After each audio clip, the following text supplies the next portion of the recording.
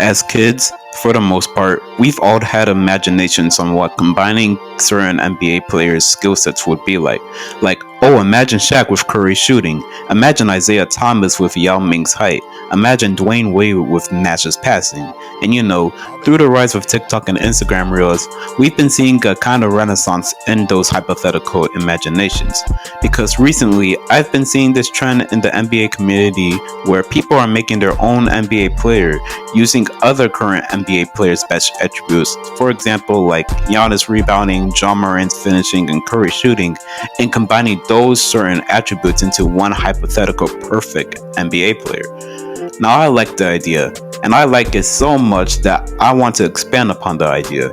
So today, I'm creating the ultimate perfect NBA player using all-time NBA players instead of just current NBA players to create the greatest monster the league would have hypothetically seen.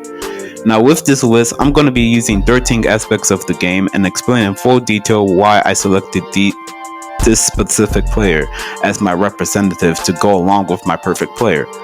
Alright, so for the rules for this video, I will only be using a specific season of a player as a reference for an attribute. So if hypothetically I had an attribute such as speed, and if I wanted Dwayne Wade as my player to represent that, I wouldn't just say Dwayne Wade generally. I would use the 2008-2009 version of Dwayne Wade. I did this because I wanted a more narrow and analytical perspective of the players I selected. Also, another rule I have is that the players must be from the NBA to be able to enter into this video, but I'll get more into that when it comes. Now, with this list, there are bound to be a few controversial opinions, so let me just preface. I do not see myself as a basketball connoisseur or maestro. I'm simply just a young man who has a passion for the game, who likes to share his opinions on the internet. So if you disagree with any of my suggestions, we could calmly have a debate in the comment section, or we could just agree to disagree. I'm perfectly fine with any of those options. But without further ado, let's finally get into the video. Look for the win. DeRozan to win it. DeRozan delivers.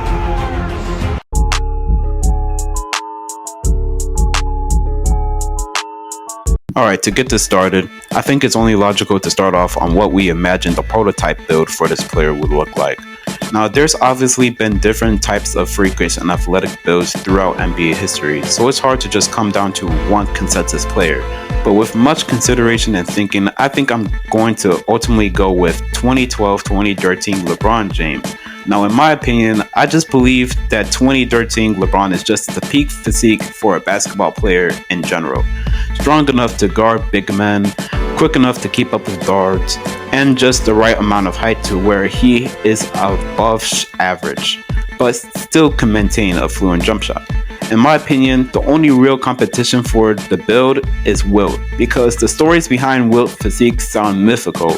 Bro was stronger than Arnold Schwarzenegger, had a 48-inch vert, and can run faster than guards.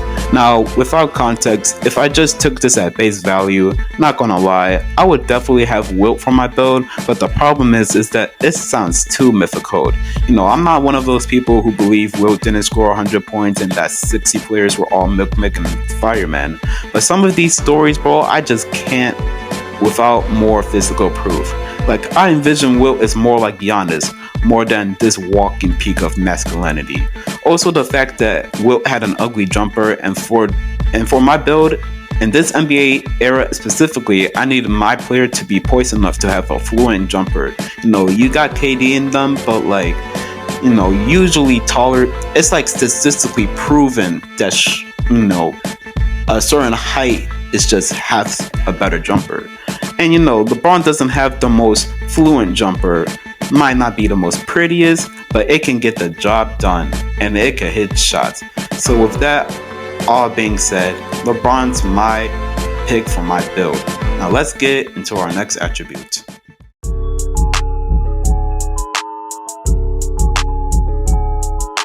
Alright, so for our next attribute, probably the easiest choice for this video, but for shooting, I'm getting the babyface assassin himself, Wardell Stephen Curry.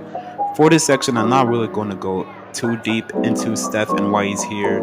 Honestly, I shouldn't have even included the honorable mentions list for this area, but it is what it is.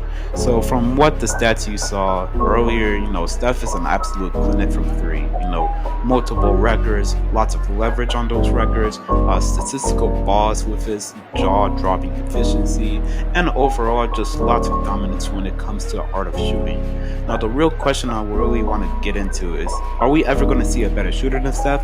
Now I'm gonna be honest, I don't care if there's an actual player that actually destroys all Steph records and threes, becomes the most dominant three-point shooter in history. I'm gonna defend Steph like these old heads do to Mike. And I will always have the belief that Steph will always forever be the greatest shooter of all time.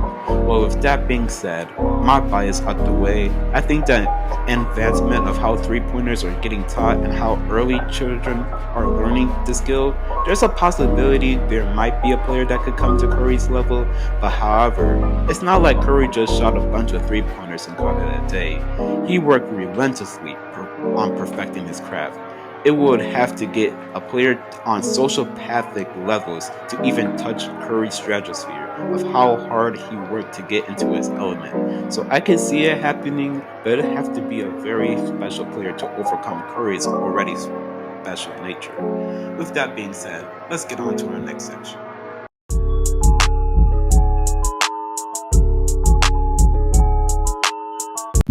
Alright, so for this section, not gonna lie, I was very animate about putting this specific player on, but as I continued to research and really see the large magnitude of a gap this other player had when it came to passing, I just couldn't bring myself to not put this other player's passing attributes to my perfect player.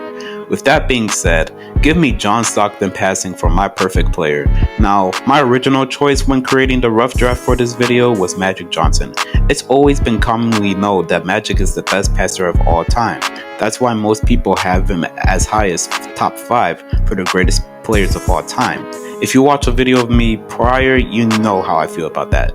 But when you look at the metrics, bro, I know John Stockton is not the flashiest passer. He's not the most unique passer. But one thing you get from John Stockton that Magic Johnson can't compete with is John Stockton pure productivity and consistency.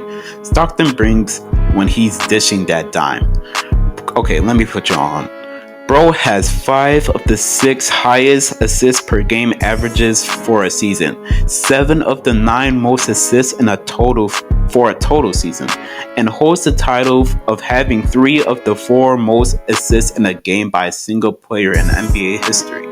Now, I know the stat joke nerds are going to be on my case because I'm using assists for my case and not using other stats like box creation, shot creating, and offensive load.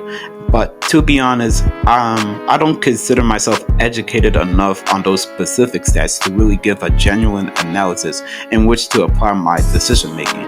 Maybe further down the line, I'll be interested enough to really get into the full context of those stats, but right now, I'm using what I know best, and what I know best is the domination Stockton has on the assist charts. Now, let's get on to our next attributes.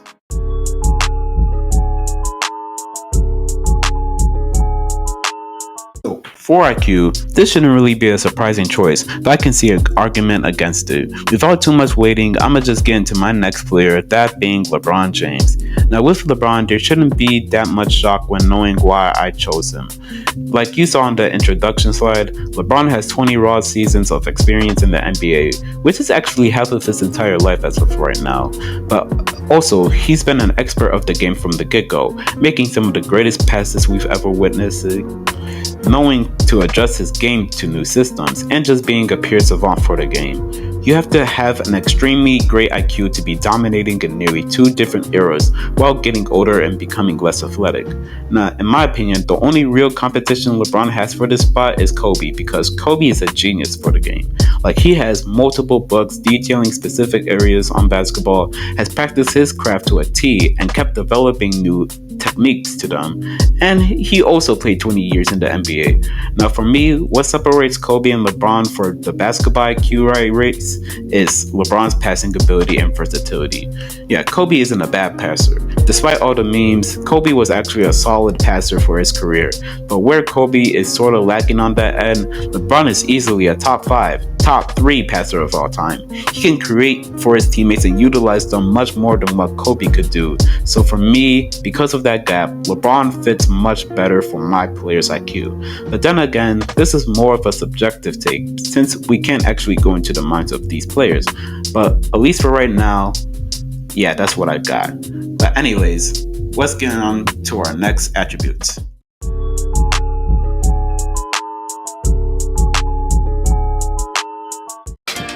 Bag alert, major bag alert.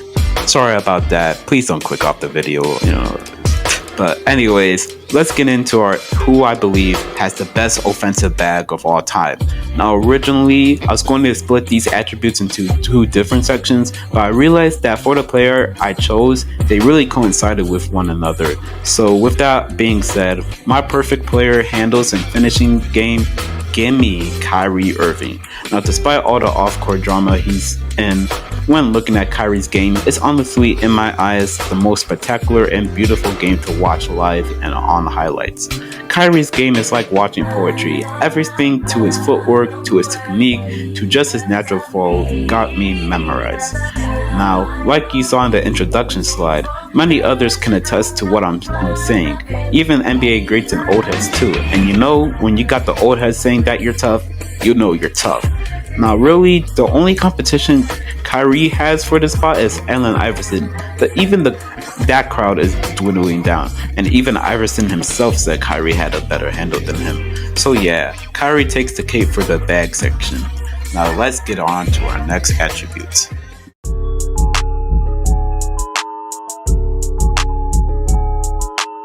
How long can I survive with this mentality? Okay, I'm done singing for real.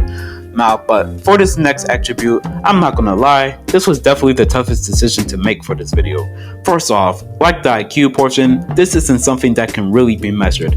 It's again more of a subjective opinion. But what really makes this a tough decision is the candidates involved for this. There's like 3 to 5 really good candidates that can really make a great case for this spot. But through a lot of thinking and analyzing, if you couldn't tell from the introduction slide, I'm going with 2008-2009 Kobe Bryant.